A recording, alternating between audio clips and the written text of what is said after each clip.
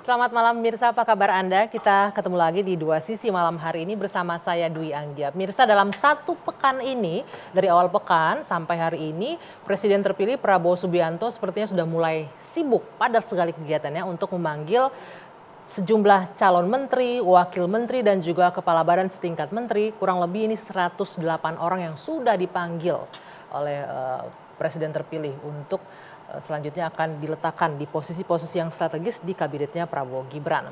Kita melihat ada wajah-wajah lama di sana, menteri dari kabinetnya Pak Jokowi, kemudian juga banyak wajah baru. Yang menariknya wajah baru ini dengan latar belakang yang bervariasi, mulai dari musisi, mulai dari mantan atlet hingga ulama. Kira-kira mereka akan dikasih tanggung jawab apa? Dan publik pun mulai bertanya, apakah kabinet ini akan berjalan dengan efektif atau ini adalah kabinet yang mungkin mengakomodir koalisi politiknya Pak Prabowo semasa Pilpres kemarin. Kita akan bahas selengkapnya di Dua Sisi. Ya, wajah-wajah baru yang menarik perhatian publik yang jelas ya dalam 2 hari belakangan yang dipanggil oleh Pak Prabowo. Oke, kita akan bahas selengkapnya dengan sejumlah narasumber yang sudah bergabung bersama saya. Di sebelah kanan saya ada Bung Kodari, pengamat politik. Selamat malam, Mas Kodari. Malam. Ya. Dan ada Pak Wi Hadiwianto, politisi Partai Gerindra. Selamat malam, Pak Wi. Selamat malam. Di sebelah kiri saya ada Prof. Lely Aryani, pakar komunikasi politik. Selamat malam, Prof. Assalamualaikum Waalaikumsalam warahmatullahi wabarakatuh. Di ujung sana ada Bung Hendri Satrio, pengamat politik yang malam hari ini lagi lapar. Selamat malam. Kuat tapi ya, walaupun lapar tapi kuat ya. Oh siap. Oke. Tadi bapak-bapak tadi kita bahas ya, kita melihat, belum kita bahas, kita melihat tadi banyak sekali wajah-wajah. Wajah lama dari kabinetnya Pak Prabowo muncul di sana. Kemudian ada wajah baru. Dan yang menarik 2 hari ini bahkan dipanggil untuk apa ya? Dalam tanda kutip pembekalan atau saya bilang ospek gitu ya, dalam tanda kutip pembekalan. Nah, saya mau ke Pak Wi Hadi dulu nih. Pak Wi Hadi sebagai orang dalam Ordal yang mungkin bisa share malam hari ini sama kita. Pembekalan ini konteksnya apa, tujuannya apa nih Pak? Kayaknya ini kalau seingat saya mungkin nanti bisa dikoreksi Prof. Pertama kali ya ada pembekalan menteri ya kayaknya kita ya. Menteri kabinet. Iya, terima kasih. Jadi kemarin dan hari ini itu memang ada pembekalan retreat di Hambalang. Dan ini adalah memang baru pertama kali calon menteri, calon wamen yang dikumpulkan oleh Presiden terpilih untuk sebagai pembantu-pembantunya. Dan ini kenapa ini dilakukan oleh Pak Prabowo? Pak Prabowo ini kan memang seseorang yang boleh dikatakan sangat-sangat memperhatikan detail permasalahan-permasalahan negara ini. Sehingga pada saat merekrut orang-orang baru, orang-orang lama dari berbagai macam latar belakang yang mereka profesional, mereka dulu pengusaha, mereka artis, mereka politikus, semuanya mempunyai latar belakang yang berbeda-beda. Betul. Nah, disinilah 2 hari ini adalah menyamakan visi dan misi yang dibawa Pak Prabowo untuk menuju Indonesia Emas 2045, tahun 2045. Nah, ini adalah merupakan guidance atau merupakan satu materi yang diberikan bahwa bagaimana tata cara bernegara, bagaimana menghadapi situasi geopolitik. Jadi dari materi-materi itu kan ada masalah geopolitik, ada anti corruption, dan ada juga beberapa materi-materi lain yang sangat-sangat ini mempunyai manfaat bagi para calon menteri dan wakil menteri. Iya, kalau saya lihat ada satu di antaranya yang menarik saya nih ya, Pak Wi, dealing with journalist. Kayaknya repot ngadepin jurnalis Indonesia ya, sampai harus begini. coaching. Gitu. Sebenarnya kalau kita bicara dealing with journalist, itu tadi berbagai macam latar belakang, belum tentu mereka itu bisa menghadapi jurnalis. Cara bisa berkomunikasi dengan komunikasinya. media. Dan bagaimana mereka itu mempublish apa program-programnya, mempublish apa yang dilakukan kepada masyarakat. Kalau mereka tidak mempunyai knowledge bagaimana mereka berkomunikasi dengan para jurnalis.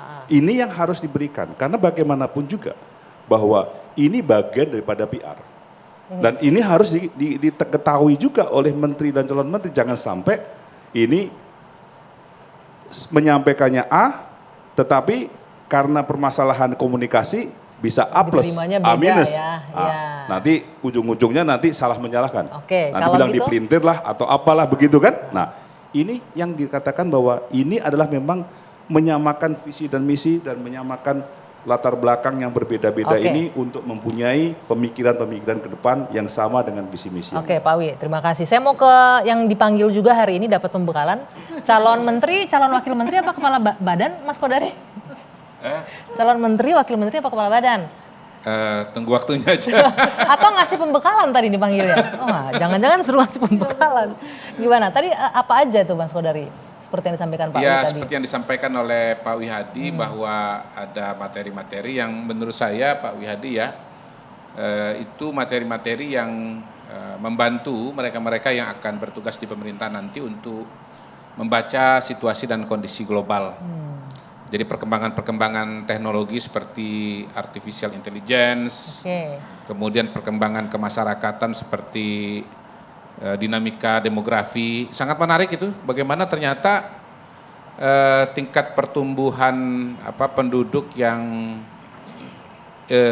ideal itu ada angkanya. Kalau nggak salah 2,1% kalau nggak salah. Kalau di atas itu penduduk negara tersebut cepat atau lambat akan berkurang. Nah, sementara kalau di atas itu dia akan bertumbuh terlalu cepat gitu. Nah, alhamdulillah tadi saya lihat bahwa pertumbuhan penduduk di Indonesia itu sebetulnya pada hari ini sangat sesuai dengan teori lah ya. Ini Mas Kodari sangat mencatat itu, berarti nanti diminta bantuan mengenai hal-hal kependudukan gitu Nggak, ya? kalau saya kan peneliti, jadi Oh, biasa oke. mencatat. Tiap diskusi aja selalu mencatat. Tapi diminta Ke- bantuin iya. gimana Mas Kodari? Ya, nanti tunggu tanggal mainnya. Tunggu tanggal Tapi saya menceritakan bahwa Pak Prabowo ini bagus sekali karena apa? Pertama, beliau memberikan gambaran ya mengenai situasi dan kondisi global, dan Indonesia bisa membandingkan dengan situasi global tersebut, soal kependudukan, soal masa depan pekerjaan, soal bagaimana pemerintah berkomunikasi, lalu kemudian bagaimana kemudian suatu negara GDP-nya bisa meningkat ya. Dan ini semua menurut saya membantu para pembantu presiden itu nanti kalau bekerja itu punya wawasan yang kurang lebih sama. Dan ini kan bukan cuma 1-2 hari ini, tetapi Akan menurut dilanjut info dengan ya, retreat menurut nanti info ya. yang diperoleh, minggu depan akan ada lanjutan kegiatan di Magelang. Di Akmil Magelang. Dugaan saya, baru dugaan ya, karena memang belum pernah terjadi sebelumnya, lebih kepada soal team building. Kalau tadi lebih kepada wawasan, Pak, menyamakan wawasan. Tapi soal keakraban, kerjasama Nanti itu kemungkinan di Magelang materi ya. Jadi lebih minggu depan. bonding di internal Betul, kabinetnya ya. betul, Oke. Nah, sekarang kita cukup bahas itunya. Sekarang yang ke intinya permasalahannya. Saya mau ke Prof Leli. Prof, kalau kita lihat 16 wajah lama. Tadi Pak Jokowi nyebut 16 menteri yang sekarang bertugas dipilih oleh Pak Prabowo. 17 dipilih. Oh iya, 17 dipilih oleh Pak Prabowo. Itu dipilih atau disodorkan Pak Jokowi? Kalau Anda lihat satu itu. Yang kedua pertanyaannya, apakah dengan dimintanya kembali ke 17 menterinya Pak Jokowi ini artinya ini kabinet ya berkelanjutan nih, semua program Pak Jokowi juga mungkin akan dijalankan. Iya. Pertama, memang kalau kita melihat dialog imajiner yang bisa kita ciptakan sendiri nih, ini bisa terjadi, bisa Pak Jokowi yang menyodorkan, bisa Pak Prabowo yang meminta. Jadi dua-duanya bisa terjadi. Dialog imajinernya kira-kira gini, Mas, ini ada loh menteri-menteri saya yang berkualitas, terukur dan seterusnya. Boleh nih dipakai nanti, kira-kira begitu. Dialog imajiner ya Mas Wihadi. Ini enaknya jadi pengamat gitu tuh Pak Wi. Lalu bisa. yang kedua dari Pak Prabowo-nya. Pak Jokowi kan tagline saya adalah melanjutkan. Jadi di antara sekian menteri yang mana yang menurut Pak Jokowi kira-kira bisa saya ajak kembali. Oke. Kira-kira begitu. Dari dialog jadi imajiner, dua-duanya bisa tidak- jadi. bisa jadi Oke. dua-duanya berkontribusi secara sama. Oke. Gitu ya, itu satu. Terus yang kedua, kalau kita melihat bagaimana nih efeknya, misalnya efeknya. Efeknya tentu saja kalau dilihat yang lama itu adalah bagian dari pengalaman politik yang ingin dilihat. Kita balik sebentar nih. 2014 kebetulan saya sama Bang Hodari ini jadi narsum di acara Bang Karni. Judulnya Jokowi Mencari Menteri waktu itu. Ingat ya Bang Kodari. Waktu itu Pak Jokowi melibatkan KPK. Nah, ada lampu merah, hijau dan kuning. Tapi kalau 2019 enggak, dan Pak Prabowo memulai kabinetnya juga tidak melibatkan KPK. Artinya apa? Artinya ada pola komunikasi yang sama dalam audisi. Masih ingat kita baju hitam, baju putih, celana hitam, berlari-lari kecil dengan wajah sumringah. Ada baju putih yang nggak jadi menteri ada baju putih akhirnya. yang nggak jadi, masuk ke istana lalu keluar lagi gitu. Kalau kemarin semuanya berbatik, cuma saya menghitung nih, 1, 2, 3 terus bertambah jumlahnya. Wah, ini gemoy banget nih gitu kan. Kabinet gemoy. Ternyata kabinet gemoy banget gitu. Belum lagi kalau sudah 108 ya. 108. 108 kalau masih bertambah lagi maka kita akan melihat bukan lagi gemoy. Karena gemoy itu bisa lucu tapi juga bisa gembrot dan letoy gitu misalnya. Oke. Apakah ini ini menarik nih. Apakah ini nanti akan jadi kabinet gemoy yang lucu atau saya menggunakan istilahnya Prof. Eli atau jadi gembrot dan letoy. Tapi Jadi nanti kan kita terlalu bahas. tambun kan Oke, bisa. nanti kita bahas. Kita jeda dulu sejenak. Dua Sisi akan kembali sesaat lagi.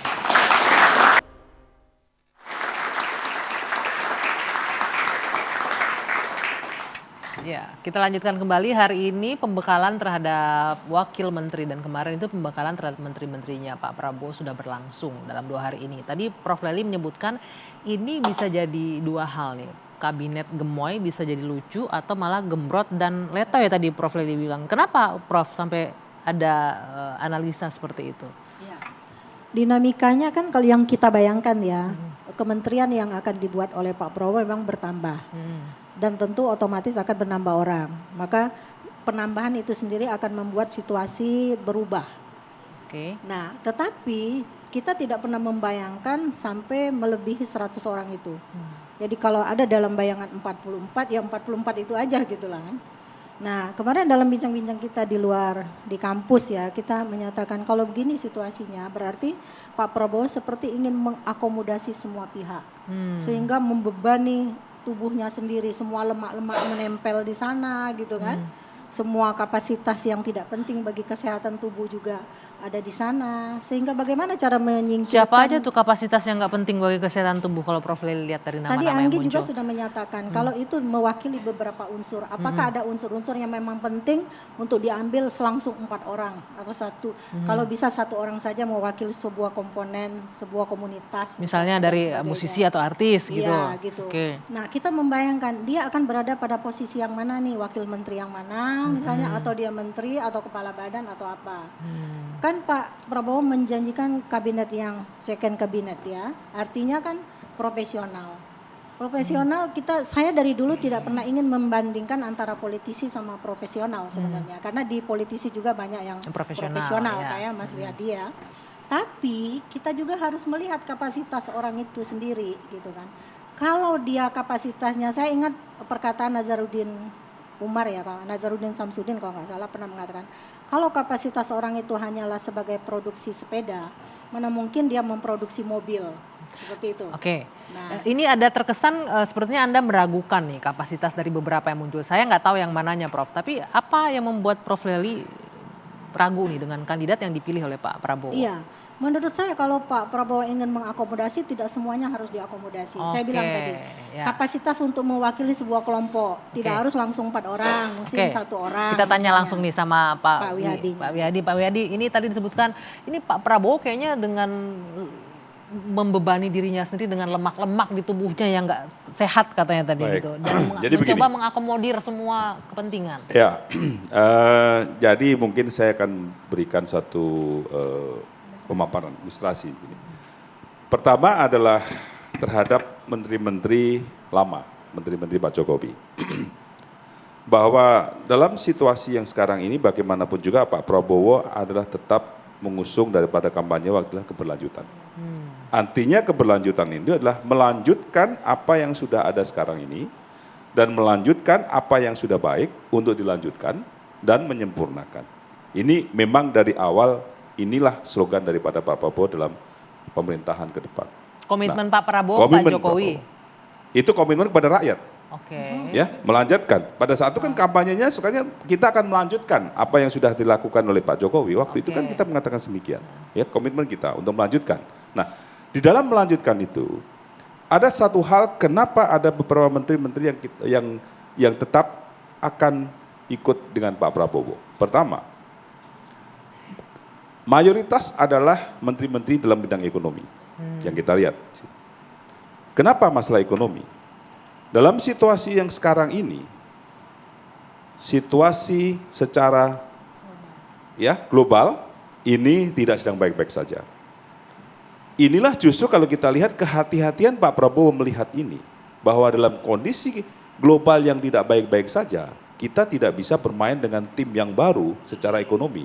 Karena permasalahannya adalah instabilitas akan bisa terjadi kalau permasalahan-permasalahan ekonomi itu tidak menjadi harapan untuk melanjutkan apa yang sudah terjadi sekarang Artinya ini. butuh orang-orang yang memang sudah di sana menguasai bidangnya untuk melanjutkan ini. Iya, tentunya butuh orang-orang yang memang sudah menjalankan ini dan menjaga.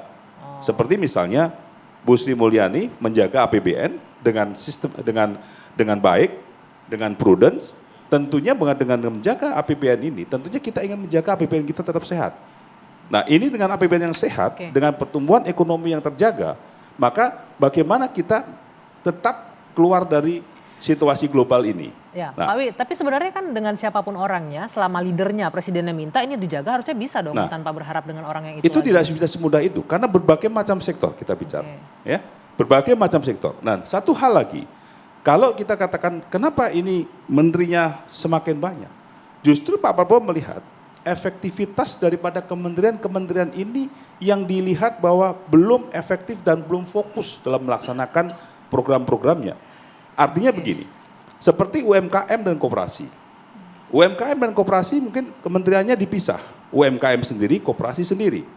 Permasalahannya kenapa? Karena pada saat UMKM dan koperasi, mana yang difokuskan? UMKM dan koperasi dalam kementerian yang demikian besar, ini tidak bisa fokus. Jadi mana alasannya yang lebih Jadi alasan efektivitas dan fokus. Lebih gitu ya. fokus dan efektif, sehingga menteri ini banyak yang memang dipisah-pisah, kementerian-kementerian besar yang dipisah-pisah, sehingga lebih fokus dan efektif. Oke, saya mau minta pendapatnya Bung Hensat. Bung Hensat, benarkah ini akan jadi lebih efektif dengan kementeriannya semakin banyak, dibelah-belah, lebih fokus nanti kerjanya?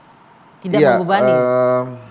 Ada beberapa kementerian yang saya setuju tuh, misalnya kayak Kementerian Pendidikan, Ristek, Dikti segala macam itulah, yang akhirnya Pak Nadiem juga nggak mau jujur ke kita tuh kalau dia nggak bisa mengontrol kementeriannya, sehingga menurut saya sih hasilnya nggak bagus tuh.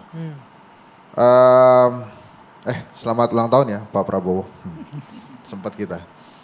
Jadi gini, kalau sebetulnya saya mau mulai dengan buku yang ditulis oleh Pak Prabowo, judulnya Paradoks Indonesia. Indonesia kaya raya, tapi rakyatnya banyak yang miskin, kata Pak Prabowo. Nah, pada saat Pak Prabowo manggil menteri itu, sebetulnya kan kalau menurut Undang-Undang 61 itu boleh-boleh aja. Berapapun menteri yang dibutuhkan silahkan. Nah, tapi permasalahannya adalah ini kompatibel nggak dengan tujuan Pak Prabowo untuk mengentaskan kemiskinan yang dia tulis dalam buku Paradoks Indonesia yang bagus banget itu. Nah, kalau kita lihat dari kemarin kementerian yang datang, saya punya beberapa catatan. Yang pertama adalah ini adalah kementerian sebagai konsekuensi kemenangan elektoral.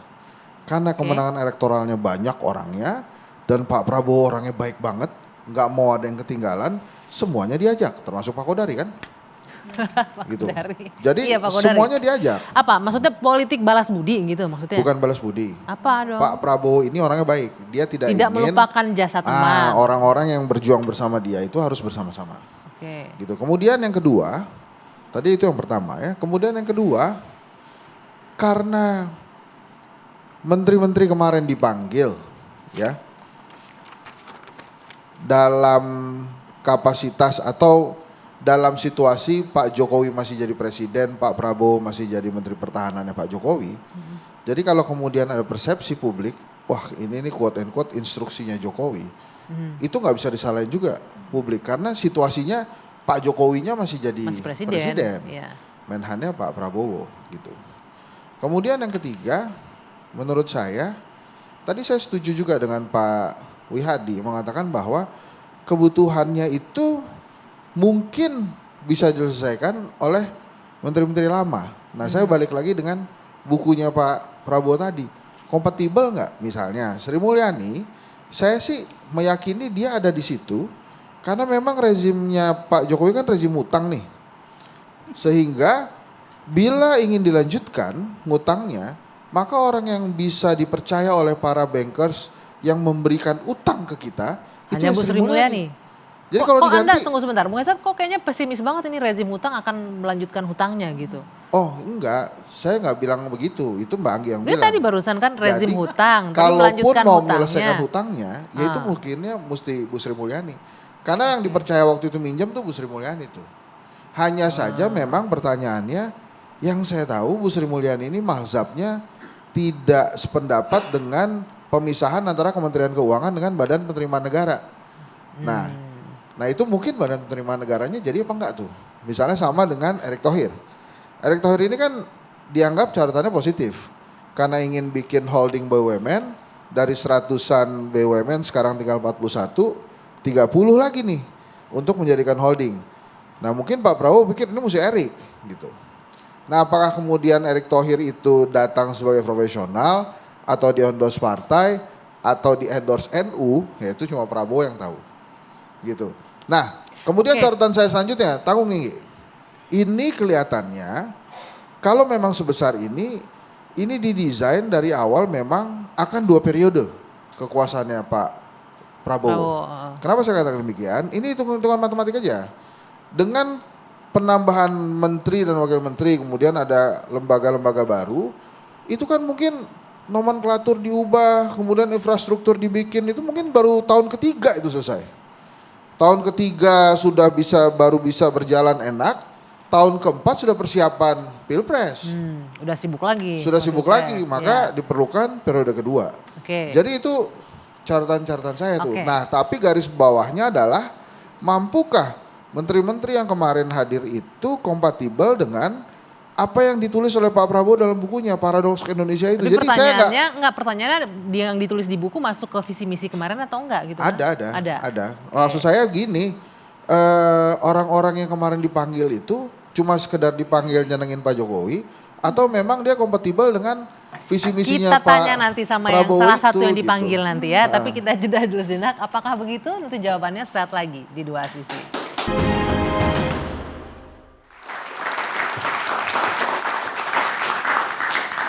Ya, saya mau remind lagi. Tadi pernyataannya Hensat yang menarik saya adalah sepertinya Pak Prabowo sudah mendesain kabinet ini untuk 2 periode. Dan pertanyaan kemudian mampukah nama-nama yang muncul ini dan kompatibel nggak nih dengan buku yang dibikin Pak Prabowo tadi, Paradoks Indonesia tadi? Harus kita percaya memang Pak Prabowo memiliki kualitas yang berbeda dengan Pak Jokowi. Saya yakin dia lebih baik. Dan salah satu kelebihannya Pak Prabowo itu dia bukan artificial leadership. Jadi dia tidak suka tampil dalam citra. Yang sebelumnya artificial leadership. Artificial. Oh ya? Iya dong. Oke. Dia tampil apa adanya dan bicaranya belak-belakan. Satu yang saya suka dari beliau itu adalah bahwa dia ingin menjadikan Indonesia macan Asia. Sehingga saya harus memberikan kesempatan kepada Pak Prabowo untuk memimpin negeri ini dan memimpin kabinetnya. Udah habis 10 apakah detik. kabinetnya ini akan kompatibel dengan Paradoks Indonesia? Kalau menurut saya mungkin challenge-nya akan banyak ya. Pak Prabowo Challenge-nya akan banyak berubah nih. banyak Apakah? evaluasi. Oke, kita panggil langsung, kita jawab langsung dengan yang dipanggil tadi sampai salah ngomong saya. Yang dipanggil sebagai, saya nggak tahu calon menteri, wakil menteri atau kepala badan. Apakah akan kompatibel nggak dengan cita-citanya Pak Prabowo menjadikan Indonesia macan Asia? Kabinetnya maksudnya kompatibel. Ya. Pertama begini, kalau bicara, gini Hensat dulu ya. Pak Jokowi jelas bukan pemimpin artifisial karena karyanya banyak.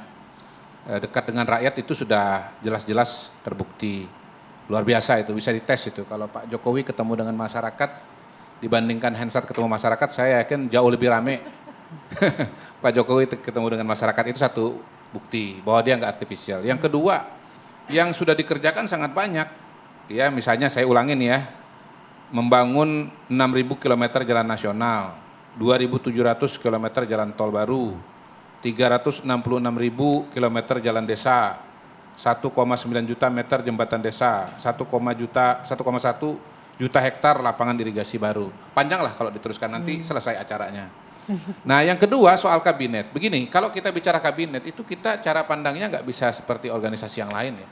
Karena di situ tuh bukan hanya teknokrasi, teknokrasi. Soal teknokrasi pun saya yakin bisa dipenuhi dengan dengan sangat baik. Ya, misalnya aja kalau kita bicara nama-nama calon yang ada ya, nih misalnya nih Pak Abdul Mukti jelas cocok jadi Menteri Pendidikan karena memang bidangnya di sana. Kita bicara Menkominfo, Mutia Hafid, memang latar belakangnya adalah jurnalis, memang skillnya dia punya. Kita bicara siapa lagi? Pak Agus Adrianto, kemungkinan jadi Menteri bidang lapas dan imigrasi, ya memang penegak hukum. Ya lagi-lagi panjang lah kalau kita bicara soal teknokrasi. Nah, tapi yang nomor 2 yang saya mau ingatkan di sini, kalau kita bicara kabinet, kita juga bicara mengenai kebersamaan, kita bicara mengenai persatuan, kita bicara mengenai representasi. Kenapa bangsa ini sangat-sangat besar? Kalau hanya dia harus sendiri, diwakili gitu. oleh partai politik, dia diwakili oleh ormas, dia menggambarkan keragaman suku, keragaman masyarakat, gitu. Nah, yang penting adalah bahwa keragaman-keragaman tadi tidak menafikan soal kompetensi, soal teknokrasi, soal leadership, soal kepemimpinan. Gitu. Nah, saya percaya dari nama-nama yang ada pada hari ini adalah orang-orang yang memang punya track record pada bidangnya masing-masing, gitu ya, sesuai dengan bidangnya masing-masing. Nah, mumpung Mas Kodari udah nyinggung itu, saya mau menampilkan ini beberapa nama-nama yang juga mencuri perhatian publik ya. Kalau kita lihat wajah-wajah baru, boleh ditampilkan? Barangkali ini ada sejumlah nama yang dipanggil, yang menggelitik publik juga, yang menuai reaksi cukup beragam dari publik. Veronica Tan dengan pengalamannya cukup banyak juga ya. Kemudian Raffi Ahmad, artis YouTuber, dan kemudian Yovie Widianto, Haikal Hasan Baras.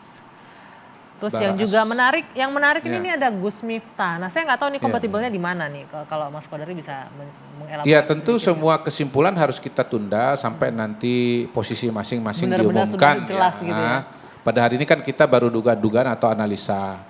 Soal Raffi Ahmad, kalau dia ditempatkan untuk sektor ekonomi kreatif, saya kira siapa yang bisa membantah bahwa pada hari ini Raffi Ahmad salah satu konten kreator, salah satu seniman kita yang paling kreatif, dan bukan hanya kreatif tetapi juga dia mampu membangun suatu usaha dalam skala yang besar dan menciptakan lapangan kerja. Iya, menciptakan lapangan kerja gitu. Bahkan dia di-engage oleh grup-grup televisi besar misalnya. Yovie Widianto, kalau nanti dia berkaitan dengan dunia seni, siapa juga yang mau membantah? Salah satu pengarang lagu yang paling terkenal, siapa yang nggak kenal dengan jadi lagu? kompeten di bidangnya masing-masing begitu ya. Di bidangnya masing-masing. Gus Miftah. Beliau seorang pendakwah, seorang ustadz, terbukti dengan kinerjanya dan terobosannya berdakwah di daerah-daerah yang pada waktu itu atau bahkan sampai sekarang pendakwah tuh nggak mau masuk dan nggak bisa masuk, tapi dia bisa masuk gitu. Nah, kalau Gus Miftah kan dia sudah mengatakan kurang lebih tugasnya itu berkaitan dengan moderasi agama. Menurut saya tepat seorang Gus Miftah. Kalau seorang Kodari ditugaskan untuk moderasi agama, nah itu salah. Nah, jadi seorang Kodari itu tepatnya tugasnya mengurus apa? Kita kembalikan kepada Bapak Presiden dengan yang background akademisi, ya. research gitu ya. Ya, yang jelas bahwa pasti Pak Prabowo mempertimbangkan dengan sangat baik, dengan sangat hati-hati. Dan kita lihat bahwa timnya pun juga dipersiapkan dengan sangat baik, dengan sangat sistematis. Ya. Jadi kita harus membangun optimisme itu, ya. Dan saya satu lagi soal Prof. Lely tadi soal sinyalemen bahwa termasuk juga Bang Hensat ya. Ini kabinet instruksi Jokowi. Saya sudah jelaskan dengan Bang Hensat. Pertama, sebetulnya mudah sekali Pak Prabowo itu dijelaskan kenapa dia bawa banyak menteri-menteri dari Pak Jokowi. Pertama tadi beliau sudah mengatakan keberlanjutan. Kalau yang jadi presiden Anies Baswedan baru aneh tuh. Kalau di situ itu banyak menterinya Pak Jokowi. Lah ini Pak Prabowo yang memang didukung. Iya. Dan aneh juga kalau misalnya Anies Baswedan terpilih tiba-tiba ada Kodari di situ. Kalau menang Pak Anies Baswedan, Presiden Indonesia menang pada ini, yang dipanggil ke temu presiden itu Henry Satrio. Tapi kan sedikit Mbak Lely. Nah, saya mau menjawab begini aja soal kabinet ya. Beliau ini adalah orang yang ketemu dengan menteri-menteri itu ya. 5 tahun dia kenal kemampuan masing-masing ya. Dia tahu apa bidangnya masing-masing. Jadi sesederhana bahwa Ya Pak Prabowo itu memilih orang yang dia kenal. Kan nggak Oke. mungkin kita memilih orang yang dia kenal. Ya, oke. Terakhir, Oke, baik. terakhir betul. Udah, Terakhir udah, betul. cukup. Nggak, Nanti ini dulu, penting nanti sekali dulu. karena belum pernah diucapkan di media. Apa? Saya sudah tanya dengan Pak Prabowo langsung. Ya. Pak, yang menentukan anggota Kameranya kabinet di sini. siapa? Kameranya di sini. Oh itu kameranya Ya, ya. ya. Saya sendiri. Tidak ada Tidak ada titipan. tidak ada bisikan-bisikan Tidak ada. dari Tidak pihak-pihak ada. tertentu, Tidak ada. titipan-titipan. Iya, beliau dapat masukan tentu saja dari Oh, timnya, oke. tapi semua keputusan dari beliau. Jadi tolong jangan ada versi yang lain-lain. Itu ya udah karena benar. saya sudah nanya langsung Enggak. dengan Pak Prabowo Iya, karena memang bahwa kan ini prerogatif keputusan presiden, Mas murni Kodari. Pak Prabowo Iya. dan ini prerogatif presiden. Iya betul, itu tidak bisa dibantah. Nah, pokoknya kalau Pak Benar, Prabowo-nya nggak dibantai. ngomong sendiri sih sama aja itu. Gimana? Itu versinya Pak Kodari, kan kita nggak bisa nanya ke Pak Prabowo. Nggak bisa Papa dikonfirmasi. juga, Bisa. tapi kan saya Nah, tidak masalahnya, mungkin ngarang bahwa orang-orang- saya nanya kepada Pak Prabowo. Enggak, 17 orang itu beneran nggak kompatibel dengan paradoks Indonesia? Masa sih ada Nggak orang-orang terjawab tadi tuh, yang kompatibel nggak Pak Wi? Erlangga Hartarto, ada Dito, ada Nah, itu apa lagi tuh? PR-nya Pak Wi. Saya sih kalau Udah dicoba. Sri Mulyani oke lah, Erik oke lah. Yang Kalau ini- Jangan kalau Bang ini- dulu, saya dulu jawab. saya kalau dulu ini- jawab. kalau Jangan ini Abang oke dulu. nggak? Gini. Itu oke banget Ini tuh. oke. Jangan banget. beliau dulu yang jawab gini. Gini loh, menteri-menteri Pak Jokowi ini melaksanakan program hilirisasi, mengambil alih ya aset-aset negara yang dulu dimiliki oleh asing, privat dan seterusnya. Hilirisasi itu adalah manifestasi dari gagasan Pak Prabowo di dalam paradoks Indonesia dan di buku-buku yang lain. Bagaimana kekayaan alam Indonesia itu Dikelola untuk untuk rakyat sebesar-besar Indonesia. kemampuan Makanya rakyat. tadi kan Bang Kodari bilang itu ada infrastruktur panjang-panjang gitu. Apakah itu bisa menutupi kebocoran yang misalnya Pak Prabowo Subianto pernah sampaikan? Oh, Belum itu tentu. nggak nyambung. Nah, makanya maksud Itu saya, jaka sembung bawa golok Tadi itu. kan diambil contohnya kan, wah Pak Jokowi infrastrukturnya Gini, Bang begini, Henry, Bang infrastrukturnya Henry, begini, ya. infrastrukturnya begini. Pembangunan infrastruktur itu saya ini lagi ngebelain Pak dipersiapkan Prabowo nih, Pak untuk Prabowo ya. pertumbuhan ekonomi, Nanti untuk dipanggil. kegiatan ekonomi. Nanti dipanggil.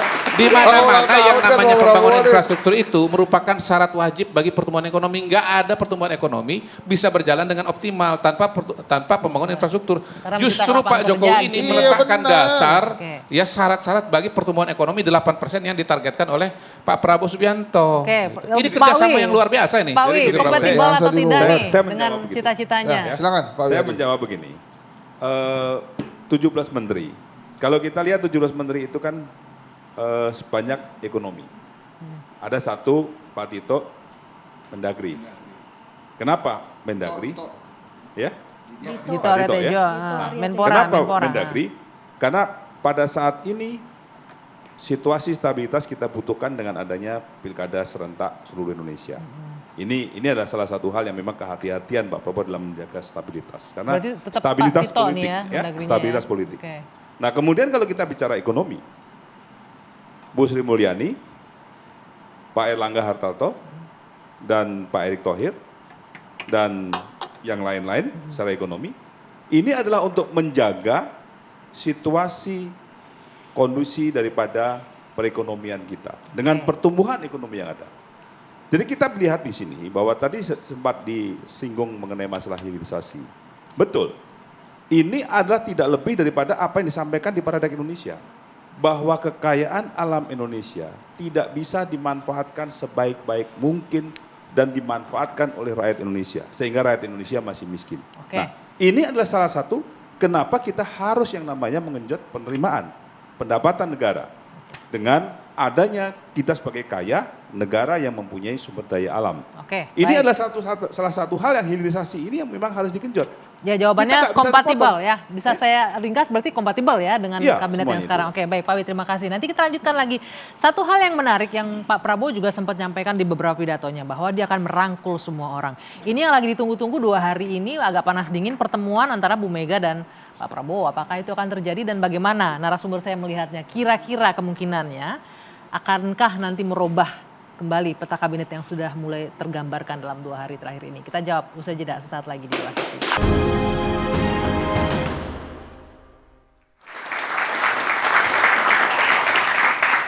Ya, kita tiba di segmen akhir Dua Sisi ini yang juga sangat menarik perhatian publik dalam 2 hari terakhir ini. Maju mundur ya pertemuan antara Ibu Mega dan Pak Prabowo. Apakah akan jadi berlangsung? Dan saya ingin melihat analisanya dari Bung Hensat terlebih dahulu nih. Bung Hensa, maaf saya koreksi bukan Hensat ya. Namanya ganti Hensa sekarang. Katanya lebih mendatangkan rezeki banyak. Ya, Bung Hensa, bagaimana nih kalau seandainya terjadi pertemuan antara Bu Mega dan Pak Prabowo, apakah nanti ini akan juga merubah sedikit nih peta kabinet yang sudah mulai tergambarkan dalam 4 hari terakhir ini? Iya, pertanyaan terbesarnya saya pernah juga menyampaikan di sini, kenapa kemudian kita nunggu-nunggu? Karena kita menunggu-nunggu itu karena kita mengharapkan ada harapan baru dari pertemuan itu. Salah satu harapannya kalau dari teori leadership itu kan mungkin ini pertemuan dua tokoh yang karismatik. Ini bisa mengklarifikasi norma yang mungkin banyak menjadi diskusi-diskusi publik, termasuk yang disampaikan oleh dissenting hakim MK waktu itu, dissenting opinion hakim MK. Tapi memang kita harus terbuka juga bahwa pertemuan antara Prabowo dengan Megawati ini tidak menguntungkan Jokowi, gitu. Maka akan banyak spekulasi-spekulasi yang terjadi. Saya sih menduganya komunikasi sudah terjadi, tapi tidak dipertontonkan di depan publik. Akan dipertontonkan di depan publik pada masanya, pada saat momentumnya memang diperlukan.